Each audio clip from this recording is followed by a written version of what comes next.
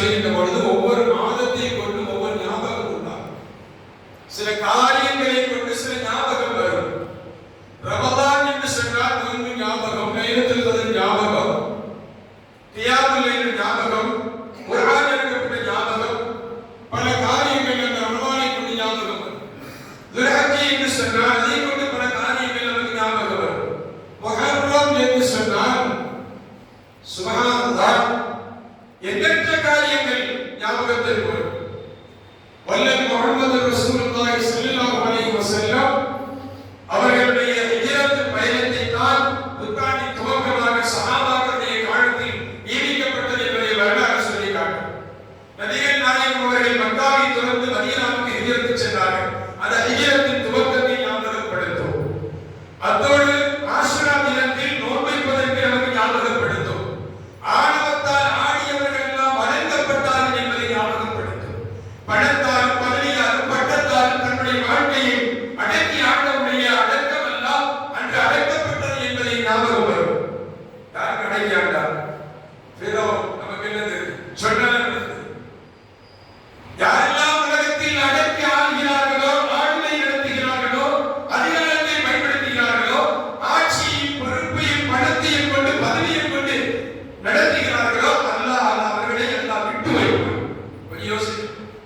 விட்டு பிடிப்பார். மீன் பிடிப்பவர்கள் எப்படி தூண்டியை போட்டு அவர் மீன் தப்புகின்றவரை விட்டு விட்டு பிடிக்கிறாரோ அதுபோல் அல்லாஹ் விட்டு வைப்பார்.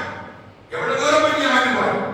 ஆட வச்சு பார்த்தார் அவனை, ஆட வச்சு பார்த்தார் நம்புவதை, ஆட வச்சு பார்த்தார் அபூஜஹலை, ஆட வச்சு பார்த்தார் ஹாமானை, ஆட வச்சு பார்த்தார் காரூனை.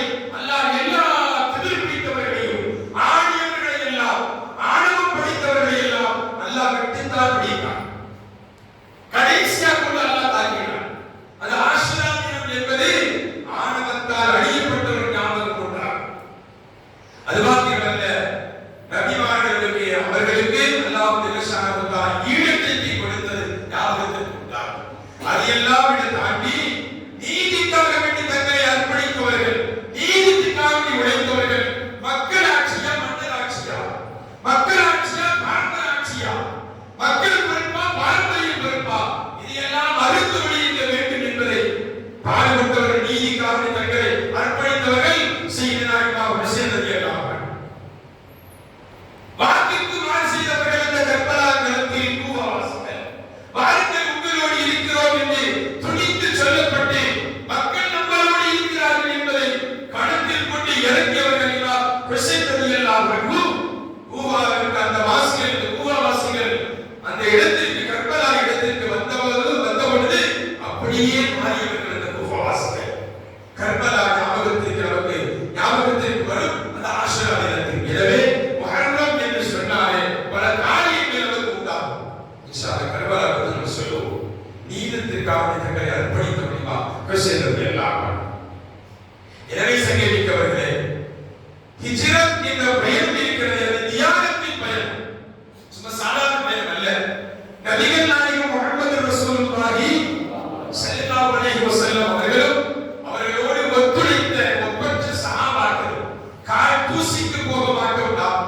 ஏன் ஓசிலான முஹம்மதின் அப்துல் காதிர் ஜீலானி குத்திஸ சிர்ருல் அஸீஸ் சொல்வார்கள், சஹாபாக்களுடைய பயணத்திற்கு மேற்கொள்வதற்காக வேண்டி பயன்படுத்திய அந்த குதிரையுடைய குழம்பில் படக்கூடிய அந்த இதில் படும் இல்லையா, அதில் படக்கூடிய தூசிக்கு கூட நாம் சமமாக மாட்டோம் என்று தன்னுடைய வாழ்க்கையை பணியின் சிகரமாக திகழ்ந்தவர்கள் சொல்லியவர்கள் ஓசிலான ரலியல்லாஹு அன்ஹு. அப்படிப்பட்ட சஹாபாக்களுடைய ஆரம்ப தியாகம் இருக்கிறது. எண்ணற்ற தியாகம். மக்காவின் வீதியில் முஸ்அப் ரலியல்லாஹு அன்ஹு மிகப்பெரும் செல்வத்திற்கு சொந்தக்காரர். 200 திருகத்திற்கு அவர்கள் உடை உடுப்பார்கள். அவர் உடுத்தால உடை 200 திருகம் இருக்கும். அந்த விலை உயர்ந்த உடைகளை உடுத்துத்தான் அந்த முஸ்அப் செல்வார். மக்காவிலேயே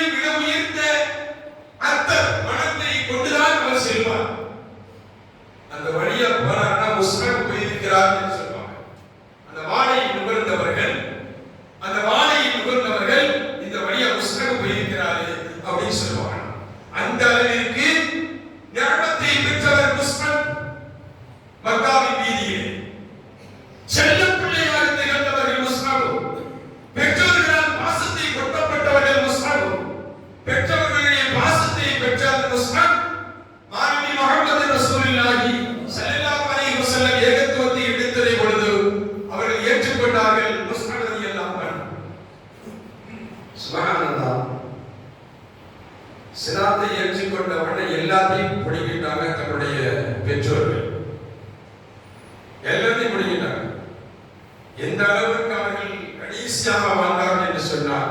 ஒரு கட்டத்தில் கண்மணி முஹம்மது ரசூலுல்லாஹி ஸல்லல்லாஹு அலைஹி வஸல்லம் எப்படி அவர்களை சொன்னார்? மக்காவுடைய வீதியில நடந்து செல்வாயானால் நறுமணத்தை நுகர்ந்த மக்கள் சொல்வார்கள் முஸ்தப சென்றிருக்கிறார். உடையினுடைய விலை மிக அதிகம், நறுமணத்தின் விலை மிக அதிகம். இப்படியெல்லாம் திகழ்ந்த முஸ்தப் ரசூல் ஸல்லல்லாஹு அலைஹி வஸல்லம் அவர்களை பற்றி ஒரு கட்டத்தில் சொன்னார். லகத் ரஅய்து முஸ்அபன், நான் முஸ்அபை பார்த்திருக்கிறேன். அவருடைய பெற்றோர்களால் நிஅமத் செய்யப்பட்டவர்கள், பெற்றோர்களால் இரக்கம் காட்டப்பட்டு, பெற்றோர்களால் செல்லம் கொடுக்கப்பட்டு, விலை உயர்ந்த உடைகளும் விலை உயர்ந்த அத்தர் மணங்களும் வழங்கப்பட்ட முஸ்அப் தரக குல்லுஹு நாரி தரக தாலிக குல்லுஹு ஹுப்பன் லில்லாஹி வ ரசூலிஹி. அத்தனை எதை வணக்க பூசினாரோ, விலை உயர்ந்த உடைகளை உடுத்தாரோ, கம்பீர நடை, சுப்ஹானல்லாஹ், அவர்கள் நிமிர்ந்துதான் நடப்பார்கள். முஸ்லிம் ரலியல்லாஹு நிமிர்ந்து நடப்பார்கள். ஆரம்பத்தில் அப்படிதானே, கொஞ்சம் விலை உயர்ந்த சட்டை போட்டனா நாம நான் இந்த காற்ற காத்துதலோ, கொஞ்சம் நல்ல அர்த்தம் தெரிஞ்சுட்டா நாம அப்படிங்கோ கையை உதவுறதோ எப்படி சங்கீபிக்கவர்களே, அதான் நமக்கு நீண்ட ஆயுதை தருவானா. அடுத்தவர்களை பார்த்து நாம் படித்து தர வேண்டும், அடுத்தவர்களை பார்த்து நாம் உணர வேண்டும். அல்லாஹ் ஜல்லஷானஹு தஆலா திடீர் மரணம் விட்டு வந்தால் எல்லோரையும் பாதுகாத்தருவான். அப்படிப்பட்ட கம்பீர நடை கொண்டவர்கள் முஸ்லிம். இது எப்படி ஆகிறது தெரியுமா?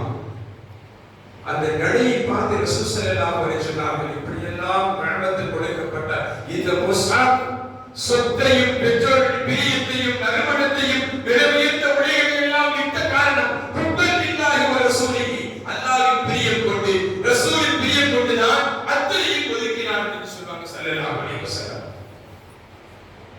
ஒரே வார்த்தை, எனக்கு ரசூலின் பிரியம் போதும், எனக்கு அல்லாஹ்வின் நெருக்கம் போதும், இதுவெல்லாம் நெருக்கம், இந்த உலகத்தினுடைய துன்யாவின் வாழ்க்கையின் நெருக்கம் எனக்கு தேவையில்லை, ரப்பின் நெருக்கமும் ரசூலின் நெருக்கமும் எனக்கு போதும் என்று தன்னுடைய வாழ்க்கையை மாற்றிக் கொண்டவர்கள் முஸ்அப் பின் உமைர் ரலியல்லாஹு அன்ஹு தியாகம் செய்தார்கள், தன்னுடைய வாழ்க்கையை அர்ப்பணித்தார்கள் இந்த தீனுல் இஸ்லாத்திற்காக. அதற்கு பிறகு மதீனாவுக்கு வந்தார்கள். இப்படி ஒவ்வொரு சஹாபிகளும் தன்னுடைய வாழ்க்கையை அர்ப்பணமாக ஆக்கிக் கொண்டவர்கள். சுஹைல் ரூமி